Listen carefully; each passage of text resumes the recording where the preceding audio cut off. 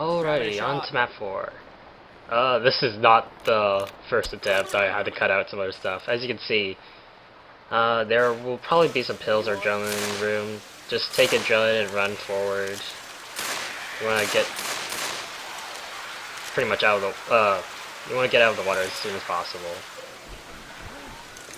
I had to cut out the other attempts because it was actually pretty monotonous, so there wasn't anything interesting in them, and I just thought it wasn't worth keeping in. Anyways, going back to what I said in the first map, or the first part of this Lone Gunman series here, for this campaign. Yeah, this is what really kept me from finishing the campaign and actually uploading it. It's just really difficult here with the tank. I mean, the tank's AI isn't that great, and it will sometimes drop down into this area here, inside the actual restaurant. And that'll douse its flame, because it'll touch the water, so any flame you put on it is useless. And as I said before, tanks have 8,000 health, and then each bullet you do is apparently 80 points worth of damage, so then you have to hit it 100 times. And you can only shoot, I don't know, apparently 189 times per minute, so that seems like you would be able to do it, but then you have to realize that you also have recoil, and that might make you miss while you're moving and shooting the tank, because you have to be in a constant state of movement, otherwise you might end up getting trapped or into walk into a dead end.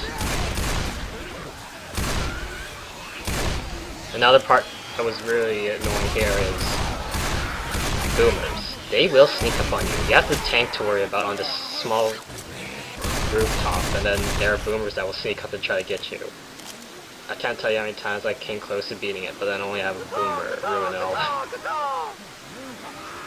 And once a boomer gets you, it's not just a small short horde that you could actually fend off. It's a very long, continuous horde, unlike what you'd see in a campaign.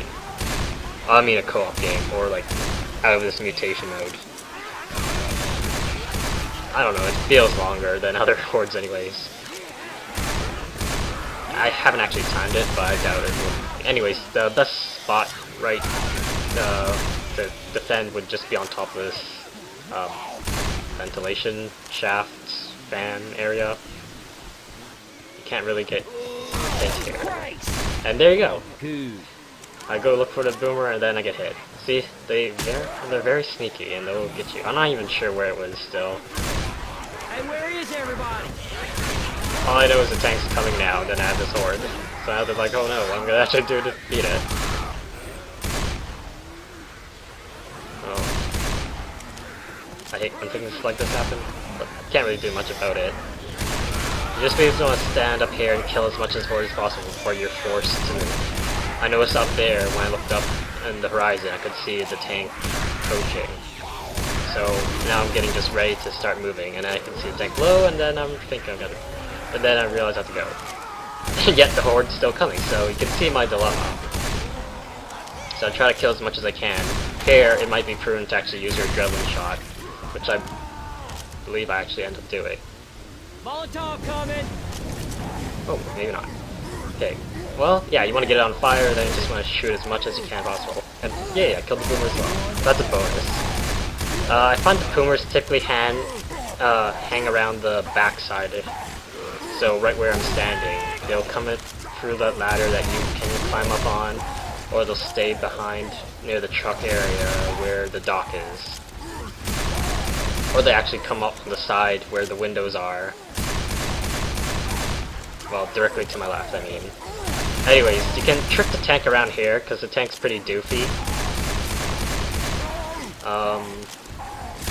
Yeah, just go left and right around this part, and it'll just spaz out and not actually think to just go one full loop around to get you. You want to keep shooting as much as possible. And there you go, one down. You want to quickly go down here and get an item. Hopefully a Molotov's there. If not, you can still kill it manually, like you'll see in my next kill here, because he douses himself because he falls into the water, like I mentioned. Hey, not funny, man. Where are you guys? It might be wise to see what items are spawned in the first map when you first start the campaign. Try to survive if you have a good roll of items. Basically, you want to have a bile at least here. Or you want to carry a bile from the previous map into this one. I say this because at the very end, the rescue vehicle, Virgil's boat or whatever it is, doesn't come right away, and then you're gonna be stuck here waiting. And you'll need the bile to slow a tank, because if you throw it at a tank, in all other circumstances I would never throw a bile at a tank, but for lone gunmen, the infected will actually slow them down enough that'll be useful to do, to get away, run away, or prepare yourself. You'll see in the sacrifice, which I'll upload shortly after this, that it's almost, well, it's actually mandatory to have biles for the first scripted tank that's in that campaign, otherwise you just can't beat it with a horde coming after you and the tank. It's just too much, especially since you're in a closed off area, so you don't have good enough space to run around, to dodge everything. Anyway, so yeah, as you see, this spot works really well. Climb up, just smack them off or shoot them. They shouldn't be able to hit you. Occasionally they might slap up and actually will hit you. Anyways, so tank here, getting ready to kill it. You want to use that propane tank to make him drop off and then give yourself some time. I don't know why he fell back so much though, because he fell really far back. I hear the boomer, I just run away immediately because I fear he'll hit me to the same spot again. And I still don't know where the boomer is either, so that's the other bad part. Thankfully, I see and hear the boomer time, and like I said, he'll come through the ladders where you come from. And anyways, yeah, the tank doused itself, so didn't even get to do much fire damage to it. So now I probably regret not being able to get the tank in time. Right here, I was worried it actually might hit me, because it possibly could, so I just used the drone shot. In hindsight, I might have survived, or might not have, but I didn't want to risk it. Especially after having beaten the first tank, because sometimes they'll douse itself in the first occurrence, and then they'll just be a real pain to beat it, and then I also have to do this one as well. You have to be very careful with rocks here. Well, just rocks in general. You want to use the zigzag method. It always seems to work best. Basically, the tank will try to predict where you'll be, so you want to move out of the way towards the end of his throw, so he can't readjust his aim. Try to avoid getting him to move up here, and use the zigzag method around that pole right there. You definitely don't want to use it as cover or thinking it's perfectly safe, because there is a possibility he'll just go slightly to left or right and he'll still hit you. It's happened numerous times, and it's so annoying when that happens. And in fact, it happened a few times where it came really close to being it.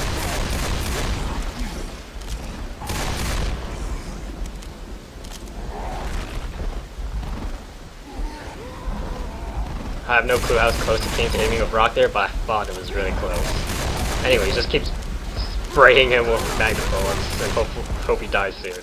You can start counting shots if you want. I don't really want to, because I feel that would just distract me. But feel free to count if it actually is 100 shots.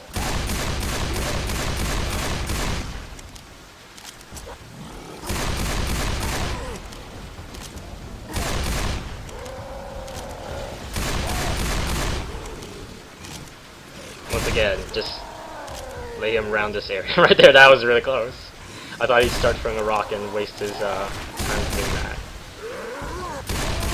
Oh, always do the zigzag technique like that, even if it looks like he's behind cover. Because like you just saw there, he shot. Well, he threw the rock through the pole.